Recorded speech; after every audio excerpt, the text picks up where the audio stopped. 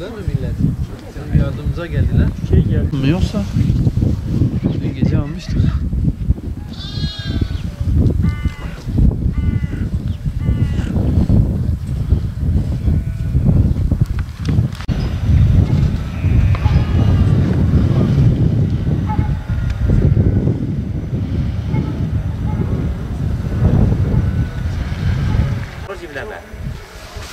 Ama yazdı karar olacak.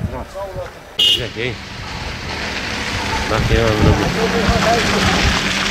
O da var mı ne be? İyi bilmiyorum oğlum. Hadi işte abi. Kaçta mı var?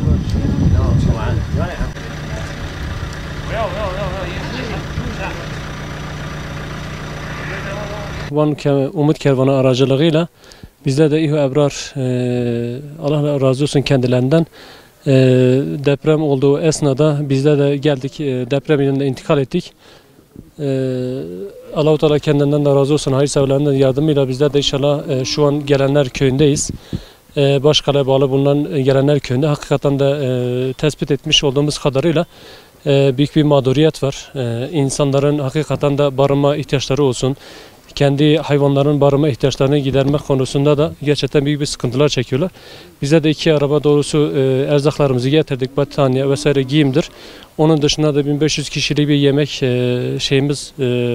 ekiplerle beraber hazırladık.